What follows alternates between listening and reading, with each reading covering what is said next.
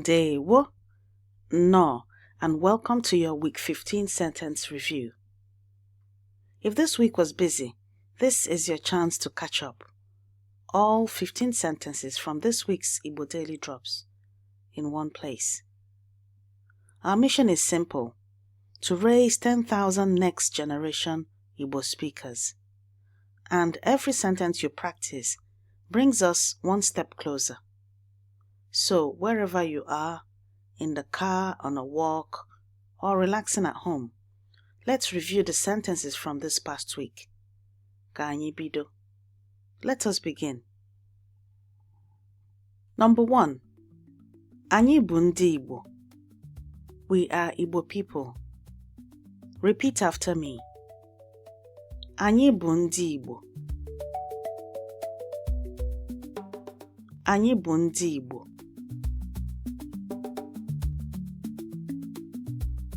Anyị bụ ndị Igbo.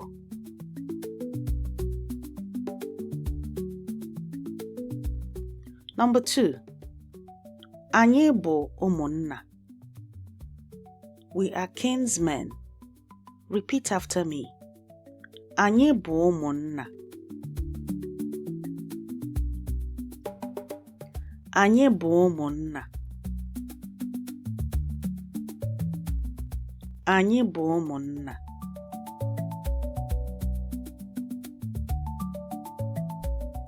Number 3. Anyị bụ ezinulo. We are a family. Repeat after me. Anyị bụ ezinulo. Anyị bụ ezinulo.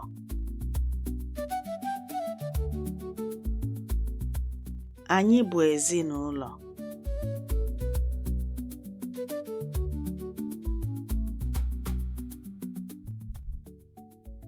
Number 4. Ha bụ ndị Igbo. They are Igbo people. Repeat after me. Ha bụ ndị Igbo.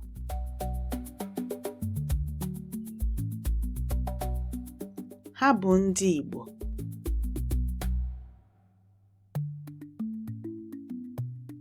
Ha bụ ndị Igbo.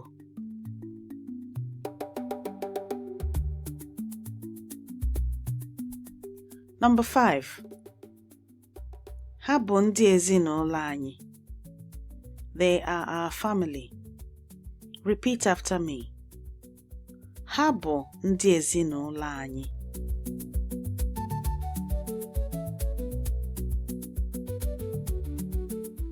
Ha bụ ndị ezinulo anyị.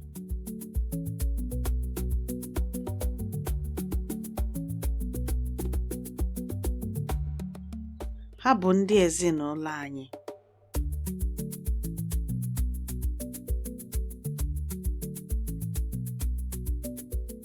Number 6. Kedụ ndị ha bụ? Who are they? Repeat after me. Kedụ ndị ha bụ?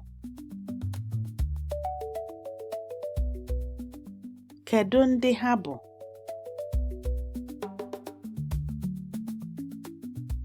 Kedụ ndị ha bụ?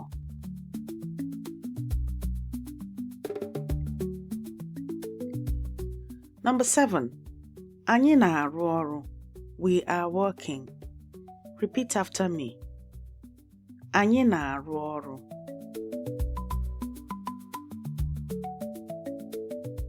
Anyị na-arụ ọrụ.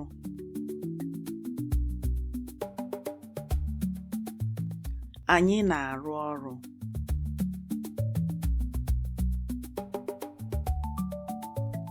Number 8. Ha na-eri nri. They are eating food, or they are eating. Repeat after me. Ha na-eri nri. Ha na-eri nri. Ha na-eri nri.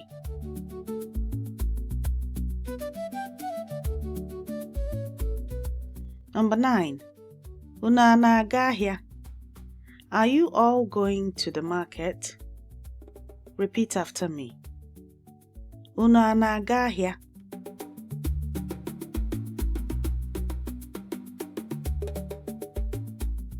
Unu a na-aga ahịa?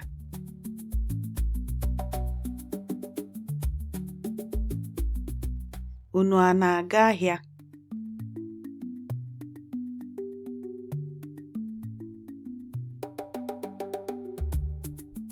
Number 10. Anyị nwere ụmụaka. We have children. Repeat after me. Anyị nwere ụmụaka.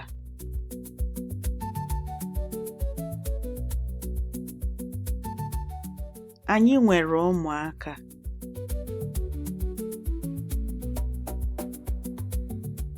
Anyị nwere ụmụaka.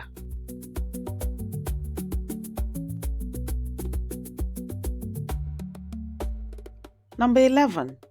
Ha enweghị oge. They don't have time. Repeat after me. Ha enweghị oge.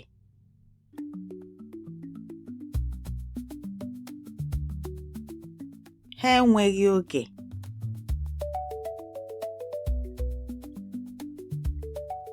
Ha enweghị oge.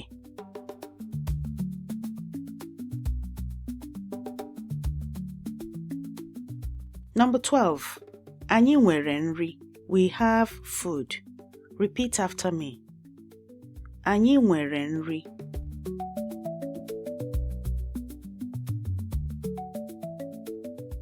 Anyị nwere nri.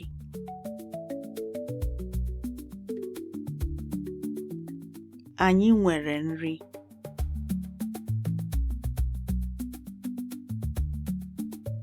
Number 13. Anyị nọ ebe a. We are here. Repeat after me. Anyị nọ ebe a.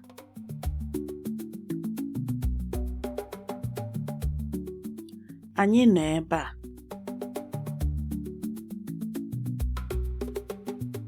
Anyị nọ ebe a.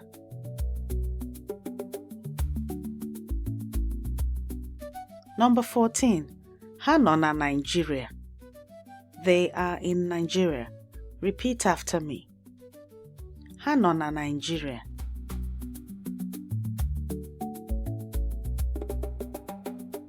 Ha nọ na Nigeria.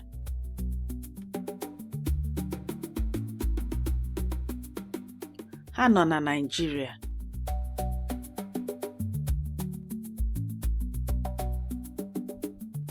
Ebe, number 15.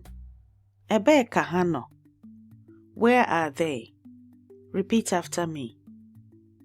Ebe ka ha nọ.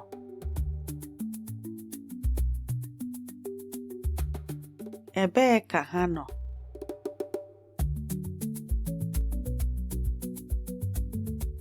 Ebe ka ha nọ.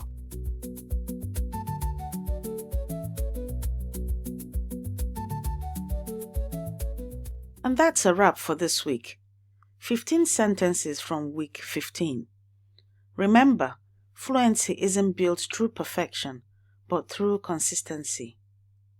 To keep practicing, download the free speaking workbook for this week at learnibonow.com. Abụ nwanne gị nwanyị Yvonne Chioma Mbanefo. I am your sister Yvonne Chioma Mbanefo.